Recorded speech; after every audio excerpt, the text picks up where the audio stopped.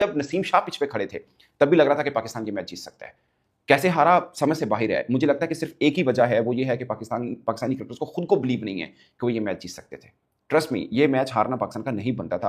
Even के मतलब नसीम शाह और तैयब ताहिर खड़े, वहां पर भी हारना नहीं बनता था। वहां पे भी लग रहा था कि एक बैट्समैन तो खड़े है ना, नीचे अभी वसीम जूनियर थे जो कि पहली बॉल के ऊपर आउट हुए, बट वहां पे भी मैच पाकिस्तान का हारना नहीं बनता। एक अच्छा बल्लेबाज वहां पे भी मैच निकाल देता है, मगर तैयब ताहिर यहाँ पे मैच नहीं निकाल पाए। खैर मैं अकेले उनके ऊपर बात करना गैर मुनासिब रहेगा। एक बाबर आजम है जिन्होंने 50 किया, वो 50 करते ही मिचेल की बॉल के ऊपर आउट हुए। मतलब मिचेल एक पार्ट टाइम बॉलर है, उनसे आउट होना बनता नहीं था। रिजवान थोड़े अच्छे टच में नजर आए, 100+ के स्ट्राइक रेट के साथ बैटिंग की उन्होंने, मगर मैच को फिनिश नहीं कर पाए। मुझे लगता है कहीं पर मेंटल बैरियर अब आ चुका है पाकिस्तानी क्रिकेटर्स पर। इनको सेल्फ बिलीव नहीं रहा कि वो हरा सकते हैं। एक हार हार हार हार के बॉडी लैंग्वेज ही हारी हुई टीम की बन चुकी है टीम पाकिस्तान की।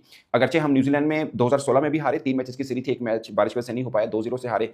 2018 हम चैंपियंस ट्रॉफी जीत कर वहां पे गए थे, 5-0 से हारे, अब फिर हम हार गए। 2011 में आखिरी बार हमने न्यूजीलैंड में कोई एक मैच जीता हुआ है। 2011 में आखिरी बार पाकिस्तान ने एक मैच जीता हुआ है, उसके बाद हम मैच ही नहीं जीत पाए। सीरीज दूर की बात है, वनडे के पर्सपेक्टिव में बात करता हूं। T20 में अगरचे हम एक मैच तो जीते, यहाँ वनडे में वो भी बुरा हाल हुआ हुआ है।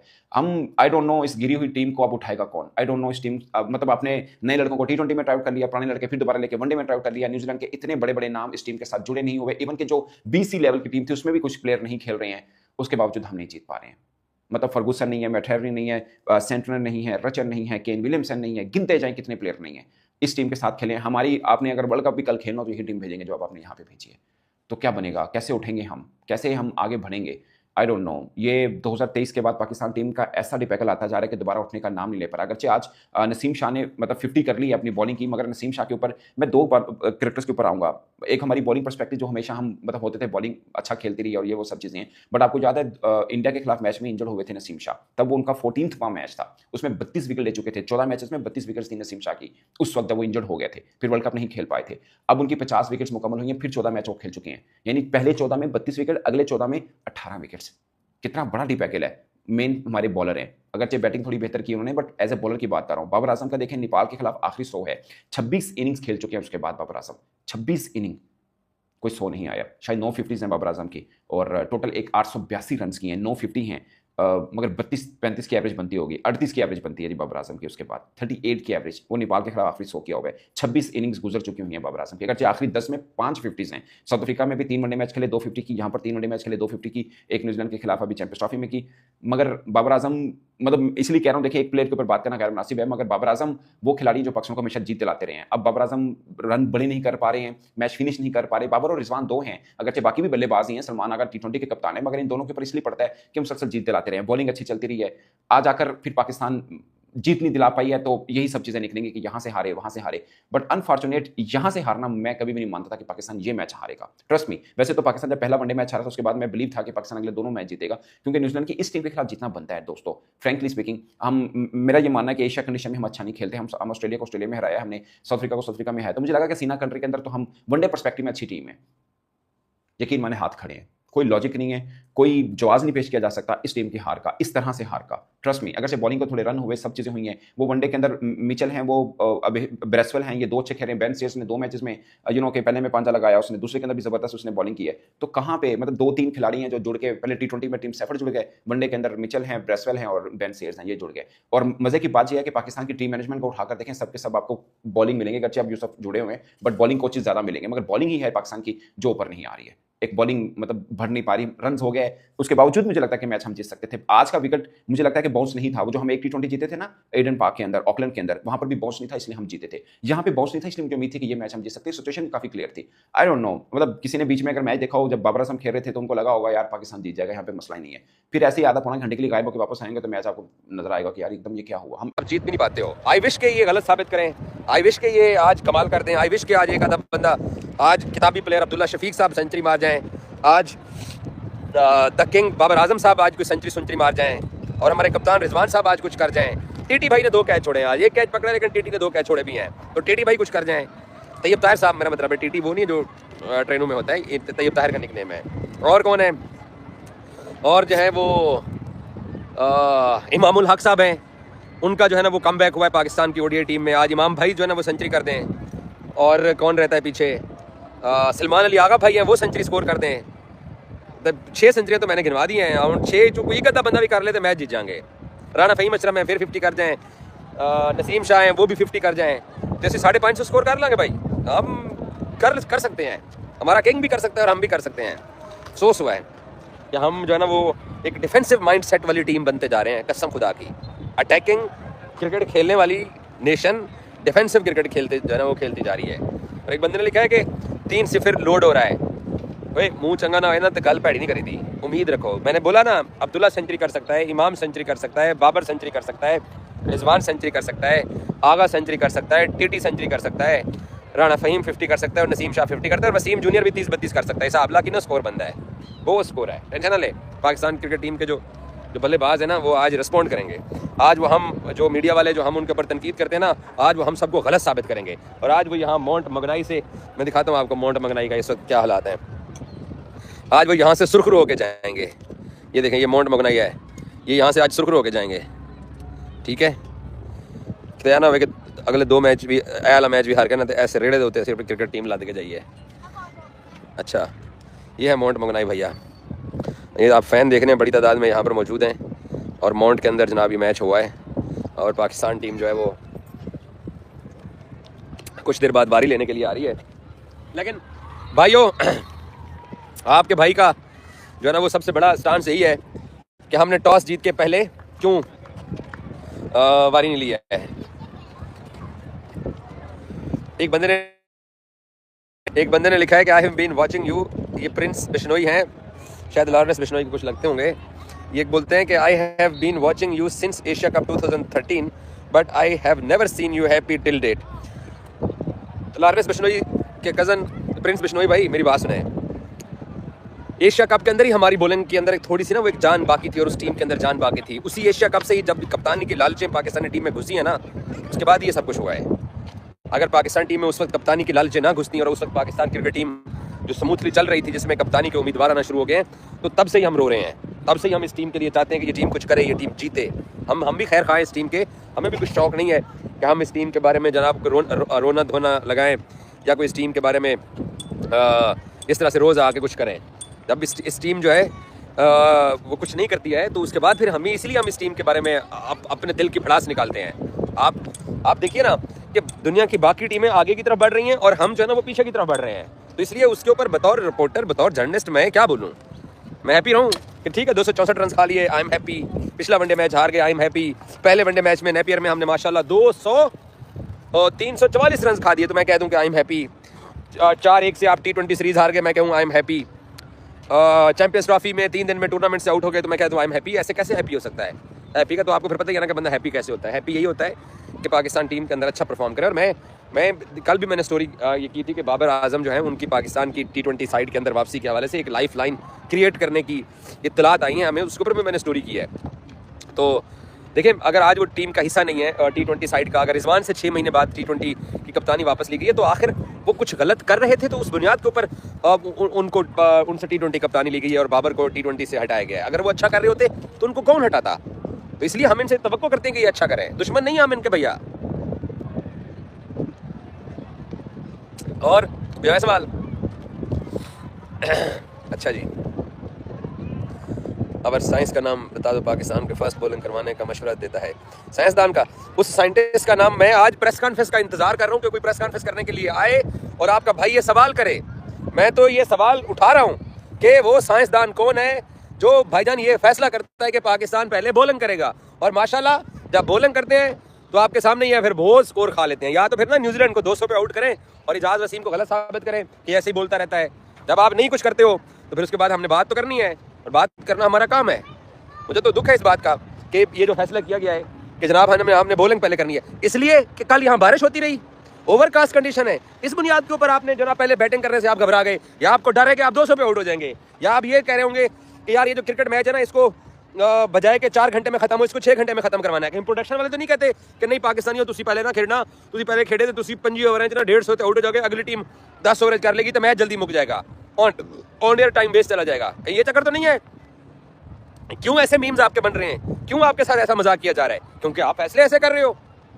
मेरे जैसे प्यारे बच्चों, हम एक और सीरीज हार चुके हैं और इस दफा न्यूजीलैंड की सी टीम बल्कि डी टीम से हार गए। नए बच्चे यार, इनको चांस दे दो। नए बच्चे न्यूजीलैंड की तरफ से आए हुए हैं, या उनके नए बच्चे हमें ऐसे नंगा कर रहे हैं इस ठंड के अंदर, न्यूजीलैंड की ठंड के अंदर हमें नंगा करके ग्राउंड के अंदर छोड़ा हुआ है। हमारे वो बैटर्स जिनके साथ चौथा 900 साल हो चुके हैं इनको ओडीआई क्रिकेट खेलते हुए, अब हम इनसे ये भी उम्मीद ना करें कि दूसरा तीसरा तो इनका फेरा लग रहा है न्यूजीलैंड का। एंजॉय कर रहे हैं वहां पर भाई, एवरेज माइंडसेट सिफारशी सारे भरे हुए, एक दूसरे को ये खुश करते रहते हैं कि कोई बात नहीं भाई, बाउंस बहुत ज्यादा है इसीलिए हम नहीं खेल सकते, बस सिर्फ टखनों से नीचे बॉल रहे तभी हम खेलेंगे। धुन्नी से ऊपर बॉल गई आउट, या तो आप चलो धुनी से ऊपर बॉल को छक्का मारने की कोशिश कर रहे हो। पहले दो जो हमारे प्राइम बैटर्स अब्दुल्ला और बाबर जिन बॉलों के ऊपर आउट हुए हैं, दोनों डिफेंसिव शॉट्स खेलते हुए आउट हुए, या तो छक्का मार रहा बंदा का चलो यार बड़ी स्ट्राइक रेट मेंटेन इंटेंट के साथ आए। इनसे धुनी से ऊपर बॉल अब डिफेंड भी नहीं की जाती है, इनसे हम और किस चीज की उम्मीद रखेंगे भाई? कंडीशंस फॉरेन कंडीशंस हमारी यहाँ पर जो है इतनी, तो तुम क्यों इंटरनेशनल लेवल के ऊपर खेल रहे हो? अगर तुमने एक ही कंडीशंस के अंदर खेलना है जो कि नीचे बॉल रहती है, तो फिर डोमेस्टिक खेलते रहा करो। इंटरनेशनल लेवल पे प्रोफेशनल के आने का मतलब ये होता है कि भाई अब ये इस स्टेज से ऊपर चला गया, अब ये बॉल को देख रहा है, पिच को नहीं देख रहा कि बाउंस किधर आ रही है, बॉल जिधर जा रही है, चाहे वो नीचे जा रही है ऊपर जा रही है, इसके रिफ्लेक्सेस इतने तेज हैं कि ये हर कंडीशन में अपने आप को अडेप्ट कर लेता है। इसमें वो चीज है, इसलिए हम इसको इंटरनेशनल कंडीशंस में भी अब भेज सकते हैं, इंटरनेशनल टीम का हिस्सा बनाकर। नसीम भाई का पिछले दिन हमने वीडियो बनाई थी, इसमें उन्होंने इंटरव्यू दिया था, ये कहा था कि जब हम हारते हैं तो हमें ज्यादा दुख होता है। भाई तुम लोगों को दुख होता है, लेकिन तुम लोगों को चेक मिल जाता है, जब पैसे मिल जाते हैं ना, दुख के ऊपर मरहम लग जाती है। पूरी वीडियो बताई थी इसी के ऊपर कि भाई हम बहुत सी ऐसी जॉब्स कर रहे होते हैं जो हमें जहर लग रही होती है कि यार क्या बॉस की भी गन सुन रहे हैं, घटिया वर्क एनवायरमेंट है, ये मेरा पैशन ही नहीं है। लेकिन महीने के एंड में जो चेक आ जाता है ना, उसको देख के तसल्ली कर लेते हैं कि चलो ठीक है, थोड़ा सा पैशन जो है ना अब हमारा वापस फूलना शुरू हो गया। पैसे देख के मुझे 50 लाख रुपया महीना मिल रहा हो, मुझे एड्स मिल रहे हो, फेम मिल रही हो, क्योंकि आपको जो है प्लेटफॉर्म मिला हुआ होता है ना। पाकिस्तानी तो जानते हैं, इंडियंस भी जान रहे हैं, पूरी दुनिया जो है वो आपको देख रही है। न्यूजीलैंड में भी जो 1300 लोग बैठे हैं वो भी आपको जानते हैं। ग्लोबल लेवल के ऊपर आपको फेम मिल रही है, पैसा आपको पाकिस्तान के लिहाज से फिल्दी रिच वाला मिल रहा है, तो फिर हार के थोड़ा बहुत जो दुख होता है उसके ऊपर मरहम तो लग जाती है ना दोस्त। खैर भाई, कीवी की सी डी टीम है जिनसे हम हार रहे हैं, नए नए बच्चे, उनका डेब्यू किया, पिछली दफा वो डेब्यू किया था, पाकिस्तानी बच्चा ही है, लेकिन उसका मेरिट के ऊपर आया हुआ है ना, उसकी ग्रूमिंग सही हुई हुई, उसकी ट्रेनिंग सही हुई हुई, असल कोचेस ने उनको बताया कि क्रिकेट क्या होता है। नया बच्चा डेब्यू के ऊपर आके जिस तरह उसने हमारे नसीम शाह को पेल पेल के 50 मारी थी, आज फिर वो 40 मार के गए। हमारे नए जो है वो नहीं, तो नया बच्चे इसको तो कोई कुछ कह नहीं सकता, पुराने वालों को भी कोई कुछ नहीं कह सकता भाई, उनकी भी फैंस जो है वो आर्मीज निकल के आ जाएंगे। इस ओडीआई टीम के अंदर 7 प्लेयर्स तो वो हैं जो पिछले 300 इनकी उम्र के जो डायनासोर है ना वो मर गए। फहीम अशरफ को खेलते हुए पता नहीं कितने अरसे हो गए, जिन्नात जो इसकी उम्र के थे, क्लास फेलो थे, वो बुड्ढे होकर मर गए भाई। उसको अभी तक लाइन एंड लेंथ की समझ नहीं। पहला ओवर, पहली बात तो यार तालियां होनी चाहिए, हमारे राणा साहब ने पहला ओवर कराया, बॉल इतनी इतनी स्विंग हो रही थी, हमने फिर वाइड देना शुरू कर दी क्योंकि हमसे कंट्रोल ही नहीं हो रहा। जब वो बॉल का स्विंग मैंने देखा ना, मैंने कहा भाई ये हमारे 30 के ऊपर 4-5 वही हुआ, 30 के ऊपर ही 5 हमारे आउट है। ये पिछले मैच में भी था, अभी तो शुक्र करो ओवरकास्ट कंडीशन थी भाई, हमने टॉस जीतकर सेकंड बैटिंग की। अगर हमने पहले की होती हमसे 130 नहीं होना था, आज भी नहीं होना था। एंड में नसीम ने आके टुल्ले मारे हैं, फहीम भाई ने जो बेहतरीन इनिंग्स खेल के 71 रन मार दिए, दोनों ने टुल्ले टुल्लियां करके, जब उनके बॉलर्स भी थके हुए थे यार खत्म करो क्या ये वो, इधर उधर के मार रहे हैं, कैचेस भी ड्रॉप हो रहे हैं, इधर चौके छक्के मार के 50-50 दोनों ने, एक ने तो 70 किए फहीम ने, 50 जो है वो नसीम ने आगे किए, उसके बाद जाके हम 200 पार कर पाए। अदरवाइज हमने आज भी, हम तो 30 के ऊपर 5 आउट हुए थे, आपकी बैटिंग तो खत्म होगी ना, 5 के बाद तो बस सिर्फ कुदरत का निजाम है, चले तो चले, ना चले तो ना चले। खैर भाई, फहीम भाई को आज हमने पहला ओवर दिया, उन्होंने नई बॉल से करी, 120 के ऊपर बॉलिंग करा रहे थे, अपने प्राइम भी क्या, अपने बुढ़ापे के ऊपर। शाहिद आफरीदी जो हमारा स्पिनर था वो 120-25-30 के ऊपर बॉलिंग करा रहा हूं। वो कंडीशंस जो थी, अब मसला यही है ना, हम लोग बस उस वक्त अगर रन भी नहीं पड़ रहे, हम समझ रहे हैं कि बड़ी अच्छी, जिन्होंने नहीं मैच देखा उनको मैं बता दूं भाई कि वो कंडीशंस ऐसी थी कि वहां पर जो उन्होंने किया, जो कीवी बैटर्स ने किया था, वहीं पर मैच खत्म हो जाना था। पहले 15 ओवर्स की ही गेम थी जिसके अंदर उन्होंने आराम से जो है रोक रोक के, बल्कि रोक के भी नहीं किया भाई, पहले 3-4 ओवर के अंदर उन्होंने 40-50 रन भी मारे हुए थे। मतलब बजाय इसके कि वो विकेट बचाए, उल्टा हमें तब भी उन्होंने प्रेशराइज किया था जब कंडीशंस पूरी की पूरी बॉलर्स के पास थी। टॉस हमने जीता था, ओवरकास्ट कंडीशंस थी, बॉल इतनी इतनी घूम रही थी और हम वाइडें दे रहे थे, कोई लाइन एंड लेंथ कंट्रोल में ही नहीं आ रही। क्या कंट्रोल में है भाई? बाउंस इनसे नहीं खेला जाता, बाउंस इनसे कराया नहीं जाता। दो इस वक्त हमारे बॉलिंग कोचेस भरे में, लगता है बहुत ज्यादा कोचिंग हो रही है भाई, उनका कोई पूछने वाला नहीं है कि वो कर क्या रहे हैं। मूदा साहब पिछले 2-3 साल से नौकरी के ऊपर लगे हुए भाई, आप इनका कौन सवाल करेगा, इनसे पूछेगा कौन भाई? पिछले दिनों एक बात वो बड़ी वायरल हो गई थी कि जी वो जो सुपर ओवर था वो मूदा साहब ने करवाया था आमिर से, बाबर जो है उसको कोई कुछ ना कहे, वो जो हमने यूएसए वाला सुपर ओवर करवाया था जो हम हार गए थे 17 रन, बाबर से कोई सवाल ना करे, वो तो कह रहा था कि शाहीन या रूफी में से किसी को इसने। भाई अगर ये बाबर को डिफेंड करने के लिए ये नैरेटिव जो पूछ किया जा रहा है ना, तो मैं आपको ये बता दूं कि अगर कोई भी अकलमंद आदमी होता ना तो सुपर ओवर वो आमिर को ही देता, क्योंकि एक कोई दिमाग से सोचने वाला बॉलर है ना कि छक्का खाने के बाद अगर अगली बॉल के ऊपर रीसेट करके बॉल करा सकता है, वो आमिर ही है। वरना तो छक्के के बाद हमारे रूफी और हमारे शाहीन भाई दोनों ब्लैकआउट हो जाते हैं, उनको कुछ समझ नहीं आ रही थी कि अब क्या करना है। तब के 1-2 बॉलें कराएंगे, उसके बाद मजीद 2 छक्के खा के फिर उसके बाद जो नडाल हो जाएंगे, माइग्रेन का अटैक उनको हो जाता है, उनके होश ही काबू नहीं रहते। खैर भाई मैच देख रहा था, बड़े शौक से देख रहा था, उसके बाद फिर जब उनकी कभी किसी किसी मैच में, ये ओडीआई के हर मैच में इन्होंने आखिरी 5 ओवरों में बाटा रेट रखा हुआ है कि हमने 60 रन देने हैं, यानी पर ओवर 12 से भी थोड़ा ऊपर है, 12 समथिंग है, 60-65 ओवर के बीच में इन्होंने देने आखिरी 5 ओवरों में। तो आप देखिए आखिरी 5 ओवरों में जो इनको मार पड़ती है ना, वो इनको मैच से किसी हद तक दूर जाके खड़ा कर देती है और इनकी हैसियत और औकात से काम आगे बढ़ जाता है। तो यही काम आज भी हुआ है। कहीं ना कहीं वो 5, 5.5, 5.5, 5, 5.5, 5.5 को लेके चल रहे थे, लेकिन आखिरी जो 2-4 ओवरों में फिर मार पड़ती है, तो मार पड़ती है। अब टोटल जो है वो 6.25 के ऊपर चला गया उनका रन रेट। एंड पे जो उन्होंने मारे हैं, चौके मारे, छक्के मारे, और एक वाकिफ ने जनाब इतना वाइड बॉल करवाया है कि वो रिजवान से भी नहीं रुका, पिच के बाहर ही ठप्पा लगाया, वो तो अजीब गरीब, उसके भी वाइडों के भी चौके जा रहे हैं और फिर वो फ्री हिटें मिल रही हैं। तो आज एक्स्ट्राज तो 20 हैं, थोड़ा सा कंट्रोल किया, लेकिन वो वाइड पे ये और भी कम हो सकता था। वाइड का जो पंजा गया है अभी एंड पे, वो रिजवान से रुका ही नहीं वो पीछे, तो थोड़ा सा ओवरऑल वाइड पे कंट्रोल किया। 50 ओवर पूरे भी नहीं हुए, वरना शायद वहां तक पहुंच ही जाते। 42 ओवर हुए हैं ना, तो 42 ओवरों में ये जी इन्होंने जो 20 दिए एक्स्ट्रा, 9 वाइडें और उसमें से आखिरी वो जो मैंने आपको बताया वो, तो थोड़ा सा इन्होंने कंट्रोल किया यहाँ पे आज एक्स्ट्रा, वरना पहले मैच में 44 थे, दूसरे में 33 थे, और ये अगर 50 ओवर पूरे होते तो शायद ये दोबारा 30 के पार ही जाते हैं। तो बात करने का मकसद है कि इन बेचारों को समझ नहीं आती कि एंड पे बॉलिंग कैसे करनी है, डेथ बॉलिंग कैसे करनी है। New Zealand they are too clever throughout the series. ऐसा कोई लम्हा आया नहीं है पूरी सीरीज में कि आखिरी ओवर चल रहे हैं, 5-6 ओवर चल रहे हैं और उनका बिल्कुल लंगड़ी लूली जो टेल होती है 10वें 11वें नंबर वाली वो खेल रही है और आउट होकर वापस चले गए। उन्होंने पूरी सीरीज में अपने 50 ओवर पूरे कैसे यूटिलाइज करनी है, कैसे खेलने हैं, एक एक गेंद को हमने जाया नहीं करना। एंड तक अगर कोटा आज 42 ओवर का है तो वो पूरे 42 ओवर खेल के गए हैं। अगर 50 ओवर मौसम ठीक है, पूरे 50 ओवर का मैच है तो वो पूरे 50 ओवर खेल के जाते हैं। अगर उनके पिछले मैच में जैसे 100 पे 4 आउट हो गए हैं, लेकिन फिर भी वो गेम थोड़ा स्लो कर देते हैं, यानी टेस्ट मैच की तरह कुछ ओवर खेलते हैं, फिर वनडे, फिर गेयर में आते आते आते 50 ओवर तक वो फिर भी लेके जाते हैं।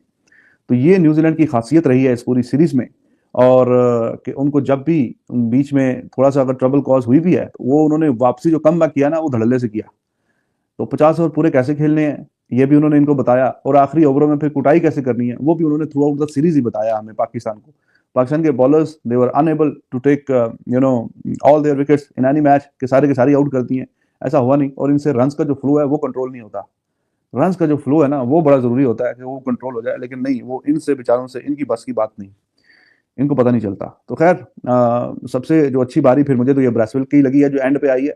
मतलब 40 गेंदों पे 60 करना, एग्जैक्ट मैं आपको बताऊं तो 59 on 40 balls with the help of 6 sixes. हाँ जी, 6 छक्के मारे मुंडे ने, 6 छक्के मार के उसने। और अब ब्रेसवेल को देखें, उन्होंने एज अ कप्तान भी ग्रूम कर लिया। वो था ही काफी अच्छा, बेहतरीन। वो बॉलिंग करने आता है तो इनसे उसकी बॉलिंग नहीं खेली जाती। मतलब कोई बहुत जादूगरी वाली कोई उसमें बात है नहीं। ऑफ स्पिन से बॉलिंग, वो जो हम बचपन से देखते आ रहे हैं, ऑफ स्पिन बॉलर है, आके ऐसे बॉल फेंक देता है ढिल्ली सी, बस ठीक है जी। और वो भी हमारे वालों से वो भी नहीं सही तरह खेली जाती। वो पूरे ओवर करेगा अभी 10 तो, अब 10 तो शायद नहीं करेगा, अभी 10 का तो है नहीं, 9 ओवर करेगा मोस्ट लाइकली, 8 ओवर या वट एवर जितने भी करेगा। तो आप देखना, या अभी आज के मैच में क्या देखना, पिछले 2-3 मैचों में या T20 में आप देखें, वो हमारे स्पेशलिस्ट स्पिनर से ज्यादा अच्छी बॉलिंग करके जाता है, और जब वो बैटिंग करने आता है वो हमारे स्पेशलिस्ट जो बैट्समैन है उनसे ज्यादा अच्छी बैटिंग करके जाता है। ये तो हालत है। बाकी को छोड़ दे, जो उनका अभी ब्रैसवेल है जो कैप्टन बनाया उन्होंने, उसने T20 सीरीज जिताई, ODI सीरीज जिताई, अब आगे ये तो एक हालत है ना, दूसरी टीमों के पास यही होता है कि इतने इतने ऑप्शन आ जाते हैं। हेलो दोस्तों, स्वागत है आप सभी का हमारे चैनल पर एक बार फिर से। दोस्तों हम बात करने जा रहे हैं न्यूजीलैंड और पाकिस्तान के बीच हुई ODI सीरीज़ के बारे में, जहां पर पाकिस्तान को न्यूजीलैंड की टीम ने पूरा क्लीन स्वीप कर दिया है और सीरीज़ में एक भी मैच नहीं जीतने दिया। 3-0 से पाकिस्तान का सफाया कर दिया है न्यूजीलैंड की टीम ने आज। और दोस्तों अगर हम बात करें आज के मैच के बारे में, तो आज के मैच की शुरुआत में ही आज बारिश ने मैच के अंदर खलल डाली, जिसके बाद मैच को छोटा कर दिया गया और मात्र 42 ओवर का ही मैच खेला गया। जिसमें अगर हम बात करें न्यूजीलैंड की बल्लेबाजी के बारे में, तो न्यूजीलैंड की बल्लेबाजी के लिए अगर देखा जाए तो दोस्तों जिस तरह से न्यूजीलैंड की टीम खेली है इस सीरीज़ को, और स्पेशली देखा जाए जिस तरह से उनके कोई भी मैच खिलाड़ी यहाँ पर मौजूद हैं, जो कि क्योंकि दोस्तों सारे के सारे खिलाड़ी अभी IPL जो हो रहा है उसमें बिजी हैं, और उसके बावजूद जिस तरह से न्यूजीलैंड की टीम के खिलाड़ियों ने प्रदर्शन किया है उसे देखकर साफ ये लग रहा है कि न्यूजीलैंड की जो क्रिकेट है बहुत अच्छी तरीके से प्रदर्शन कर रही है। लेकिन दोस्तों अगर हम बात करें पाकिस्तान की क्रिकेट के बारे में, तो पाकिस्तान क्रिकेट बोर्ड पूरी तरह से एक तरह से नाकाम नजर आया है पाकिस्तान की क्रिकेट टीम को समेटने में, क्योंकि दोस्तों सीरीज में एक ही मैच नहीं जीत पाना, वो भी इस तरह की टीम खेली है जहाँ पर ग्रुप डी अगर देखा जाए तो ग्रुप डी ही माना जाएगा जिस तरह से न्यूजीलैंड की टीम खेली थी। लेकिन उस टीम के खिलाफ भी पाकिस्तान को जीतना इतना मुश्किल हो रहा है और पूरी सीरीज़ को क्लीन स्वीप करवा दिया है। वहीं अगर हम बात करें दोस्तों आज के मैच के बारे में, तो न्यूजीलैंड की शुरुआत आज बेकार रही, जहाँ पर उनके जो ओपनर है कैली वो जल्दी आउट होकर चले गए। लेकिन उसके बाद में जो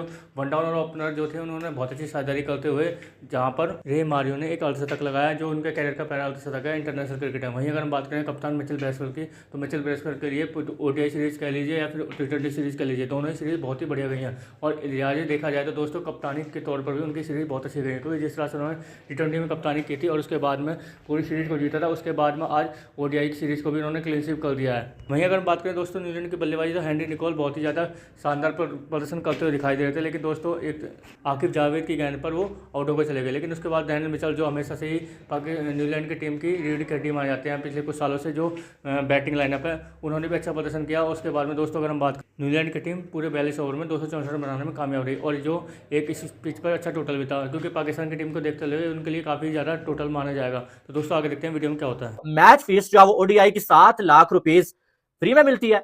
अवाम जो अब सुबह 3 बजे उठ के इनका मैच देखती है, अपना टाइम वेस्ट करती है, अपनी नींद कुर्बान करती है, पूरा दिन बैठ के जो है वो इनको जो है वो सपोर्ट कर रही होती है। और ये बेशरम ना इनसे 300 चेज होता है, ना इनसे 200 चेज होता है, ना इनसे 264 चेज होता है, और पहले बैटिंग करते हुए इनसे 250 भी बनता नहीं है, लेकिन ये बने फिरते हैं भाई साहब किंग नकली, ब्रैडमैन और पता नहीं क्या क्या क्या। आज यानी कि अगर 264 भी इनसे चेज नहीं हो सका 42 ओवर में, तो इनको एक पेप्सी की बोतल का जो ढक्कन होता है ना, उसमें पानी डाल के, पानी नहीं बल्कि मैं उसमें थूकता हूं, ठीक है, और उसमें डूब के मर जाना चाहिए कि अगर इनकी ये हालत है कि भाई एक मैच नहीं जीत पाते हो। T20 सीरीज हुई तो एक मैच मर मर के तरस तरस के जीते। ओडीआई सीरीज हुई तो न्यूजीलैंड ने अपने सारे मैन प्लेयर्स को आईपीएल खेलने के लिए भेज दिया, इनके सामने स्कूल के बच्चे डाल दिए उन्होंने। क्लब लेवल की टीम, मेरी मोहल्ले की जो टीम है ना, वो इनसे बेहतर खेल ले, और जो है वो उसके सामने ये जलील हो गए। बच्चों ने इनको जो है नंगा करके जो है पिटाया भाई। कोई शर्म कोई हया नहीं है, ना पीसीबी को शर्म है, ना ही जो है वो कोचेस को शर्म है, और ना ही जो है इन घंटे के खिलाड़ियों को शर्म है। आप इनकी हालत देखें कि 264 पे जो है वो रोक दिया न्यूजीलैंड को, हालांकि जो है ये भी बहुत था इनके लिए। और उसमें भी जो अगर देखा जाए तो मैरियो ने जो है वो 58 बना लिए, डैरल मिचेल ने 43 बना लिए, ब्रेसवेल इनको पूरी सीरीज में जो है मार रहा है भाई, दुम्बा बना रहा है। 40 बॉलों पे 59 उसने बना दी, जिनमें 6 छक्के थे। ये हालत है। और जब बैटिंग की बारी आई तो बैटिंग में आपके जो है वो टेस्ट की इनिंग्स खेलने के लिए आ गए अब्दुल्ला शफीक, शुक्र आज 0 से ऊपर चढ़ा है। ये 56 बॉलें खेल के 33 रन इसने बनाए, 3 चौके, और उसके बाद हमेशा की तरह आउट होकर चला गया। इमामुल हक रिटायर्ड हर्ट हुआ भाई, उसे बॉल लग गया, उसकी जगह पे उस्मान खान आया। उस्मान खान ने उसकी जगह पे आके क्या तीर मारना था, जो यूएई को छोड़ के आगे यहाँ पर तीर नहीं मार सका, तो इमाम की जगह पे आके उसने क्या घंटा उखाड़ना था। 12 बॉलें खेल के जो है आउट हो गया, 17 बॉलों पे 12 रन, और इसका कैच जो है वो ब्रेसवेल ने बहुत अच्छा पकड़ा था। उसके बाद बॉब्जी दी किंग, पहले तो लानत है ना उन लोगों के ऊपर जो कल से लेके टाइटल डाल के ये कह रहे हैं कि बाबर का कमबैक हो गया T20 में। अबे तुम्हारा पापा लगता है। ओडीआई में परफॉर्मेंस नहीं है, टीम हार रही है। T20 में इसलिए बाहर किया गया कि परफॉर्मेंस नहीं है, कहीं पर परफॉर्म नहीं किया, और तुम्हें क्या ख्वाब आता है कि बाबर आजम का कमबैक हो गया है। यही लूमड़ किस्म के लोग जो है वो जब बाबर खेल नहीं रहा था, ये जब तब इनको व्यूज मिल रहे थे बाबर को क्रिटिसाइज करके, और जी बाबर की जगह नहीं बनती है, बाबर को निकाल दो। अब बाबर को निकाला गया, इनकी चलती नहीं है। पाकिस्तानी पब्लिक ने कहीं ना कहीं, क्योंकि बाबर के फैंस तो मौजूद है, उन्होंने जो देखना छोड़ दिया। तो कल से लेके पाकिस्तानी यूट्यूबर्स टाइटल डाल रहे हैं भाई, बाबर का comeback, Babar is back in T20। अबे कहीं पर परफॉर्म किया नहीं है, तुम इसका मतलब दोगले लोग हो, तुम दो। तो दोस्तों आपने देखा पाकिस्तानी मीडिया का रिएक्शन। पाकिस्तानी मीडिया इस टाइम काफ़ी ज़्यादा चला रहा है, क्योंकि दोस्तों जिस तरह से पाकिस्तान की जो परफॉर्मेंस चल रही है उसे देखकर कोई भी टीम जिस तरह से प्रदर्शन करके दिखा रही है, तो स्पेशली अगर पाकिस्तान को देखा जाए कि जो एक टाइम पर पाकिस्तान की जो क्रिकेट थी बहुत अच्छी कंडीशन में रहती थी, लेकिन आज जो पिछले 2-3 साल की अगर हम बात करें तो पाकिस्तान की क्रिकेट इतनी बेकार समय पर बेकार उसमें जा चुके हैं कि पाकिस्तान की टीम को कोई भी टीम आकर हरा देती है। वहीं अगर हम बात करें आज के मैच के बाद, तो पाकिस्तान की बल्लेबाजी के साथ साथ पाकिस्तान की बॉलिंग बहुत बेकार रही। अगर आकिब जावेद को छोड़ दिया जाए तो उन्होंने 4 विकेट चटकाए थे, उसके अलावा कोई भी बॉलर ऐसा दिखाई नहीं दे रहा था न्यूजीलैंड के बल्लेबाजों को परेशान कर रहा हो। वहीं अगर हम बात करें दोस्तों पाकिस्तान की बैटिंग लाइनअप के बारे में, तो पाकिस्तान की बैटिंग लाइनअप भी बहुत ज़्यादा बेकार रही दोस्तों, क्योंकि आज इमाम उल हक उनके बहुत जल्दी रिटायर आउट होकर चले गए, क्योंकि दोस्तों उनके सर पर शायद हेलमेट में बॉल लगी थी, और जिसके लिए उन्हें मैदान से बाहर जाना पड़ा, वो भी एम्बुलेंस के थ्रू। वहीं अगर हम बात करें दोस्तों आज के मैच के बारे में, तो पाकिस्तान की बल्लेबाजी बहुत ही ज़्यादा निराशाजनक रही, क्योंकि दोस्तों जिस तरह से पाकिस्तान की बल्लेबाजी पिछले कुछ टाइम से प्रदर्शन कर रही है, उसे देखकर साफ साफ लग रहा है कि पाकिस्तान को एक अच्छे बैटिंग कोच या फिर अच्छे हाथों में देने की जरूरत है। क्योंकि दोस्तों पाकिस्तान जिस तरह की टीम हुआ करती थी, इस टीम को देखकर ये बिल्कुल भी नहीं लगता कि ये वही टीम है जिसने कभी को वर्ल्ड कप भी जीता था T20, और फिर देखा जाए दोस्तों ओडीआई का, वहीं 2017 में चैंपियन ट्रॉफी भी जीते थे। लेकिन अभी जो इनकी अगर देखा जाए टीम है, उसे देखकर ये लग रहा है कि कोई भी टीम जैसे युगांडा वगैरह भी अगर कोई भी टीम खेलेगी तो शायद उसको भी हराना पाकिस्तान के लिए बहुत बड़ी मुश्किल हो जाएगी। क्योंकि दोस्तों जिस तरह से पाकिस्तान की बल्लेबाजी इस टाइम परफॉर्म करके दिखा रही है, कोई भी बल्लेबाज कोई भी जिम्मेदारी लेने के लिए तैयार नहीं है। क्योंकि अगर दोस्तों देखा जाए मोहम्मद रिजवान जो उनके बेस्ट बैट्समैन माने जाते हैं, वहीं बाबर आजम वो भी बेस्ट बैट्समैन माने जाते हैं, लेकिन उसके बावजूद दोनों ही खिलाड़ी अपने सेट होने के बाद में विकेट टपका रहे हैं, और ये किसी भी टीम के मैन खिलाड़ी को शोभा नहीं देता। क्योंकि दोस्तों जिस तरह से बाबर आजम को पाकिस्तान की टीम की रीढ़ की हड्डी माना जाता है बैटिंग लाइनअप में, और रिजवान को वो उस तरह के एक सेट होने के बाद में मैच को आगे तक नहीं लेके जा रहे हैं, सिर्फ अपने लिए खेल रहे हैं और अपने लिए रन्स बना रहे हैं। तो ऐसे रन्स का दोस्तों कोई भी फायदा नहीं है, क्योंकि दोस्तों अगर आपकी टीम हार रही है और आप रन्स बना रहे हैं तो रन्स को कोई भी नहीं पूछने वाला है। क्योंकि दोस्तों सबसे इंपॉर्टेंट होता है कि आपकी टीम को जीतना। अगर आपकी टीम नहीं जीतेगी तो उन रन्स का कोई फायदा नहीं है। तो दोस्तों कैसे लगे आज की हमारी वीडियो हमें कमेंट करके जरूर बताएं, हमारे चैनल को लाइक एंड सब्सक्राइब जरूर करें ताकि आपका हमारे साथ बना रहे। धन्यवाद।